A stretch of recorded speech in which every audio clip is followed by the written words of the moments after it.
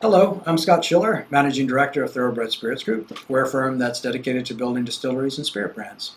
Today we're going to talk about getting your distillery to the next level. So if you're a distillery that's been in business for a couple of years, this is a wonderful opportunity to do a strategic plan. A strategic plan, at the core of it, answers three basic questions. What are you going to stop doing? What are you going to start doing? And what are you going to keep doing? So stop, start, and keep. Now that you have this several years behind you, you have wonderful data set.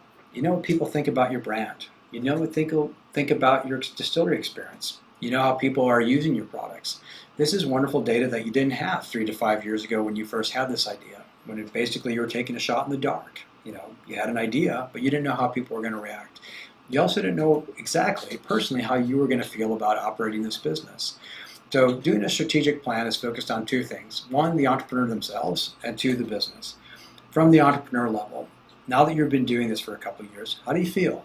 Is this something that you really enjoy? What aspects of the business do you not enjoy? Are you focusing on the things that you're really good at, or are you just doing things to cover it because it has to get done? Also, defining your definition of success. Is this something that you wanted to hand down to your children? Is this something that you were looking to build up and sell? Or is this something that you're happy being regional versus nationally focused? Or do I just want to be the hometown hero? No right or wrong answer, but now you have data and understand what it's going to take to do either of those perspectives. Once you're comfortable and confident in where you want to take the business, now we can look at the business itself. Let's look at finance, production, sales, marketing, distillery experience. Looking at all these various functions and how they correlate to each other, and then be able to make a plan, again, stop, start, and keep, will allow you to make these decisions promptly.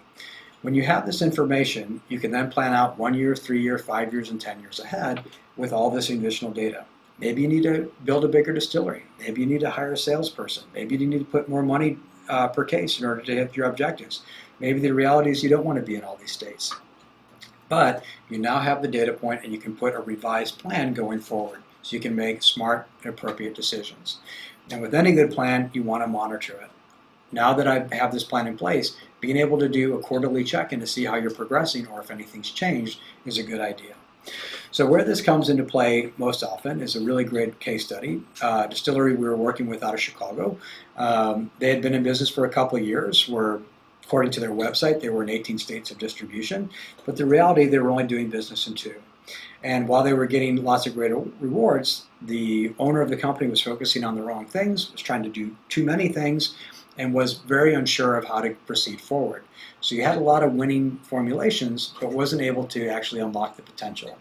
The first thing we did is understood the entrepreneur. Focusing on the entrepreneur and where he wanted to take it, where his skill sets were, and where he should really be focused in the best use of his unique abilities was key.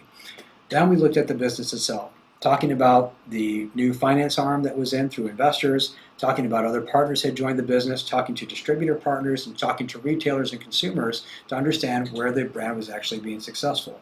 Once we had this data, we were able to answer stop, start, and keep. We looked through that information, planned out 10 years ahead, but breaking it down by 1, 3, and 5 years in the interim, and then planned this out.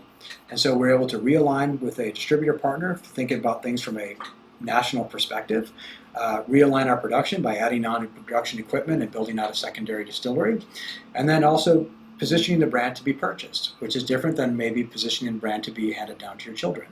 So with this data, we're able to put a plan in place, work the plan continuously for 3 years, and then it actually ended up in a sale of the brand. Not saying that all plans are going to end up in a sale, but that we would have never gotten to that point if we hadn't. The unfortunate reality is that if you don't build a plan, you are likely to fail. If you're not critical of your business, there's just simply far too much competition in this. And there are competition who are constantly analyzing you and analyzing what they're doing internally. They're going to look at your weaknesses and understand where you're not or where you're vulnerable and exploit them. This is a wonderful industry. It's a very respectful industry. But the reality is we still are all competitors. If you are not mindful and watching your home front, somebody else is. So keeping a watchful eye, defining success, constantly evaluating your business and managing it is likely to leave you in a really good place for where you want to be. This has been Scott Schiller. Hopefully the idea of doing a strategic plan makes good sense for you.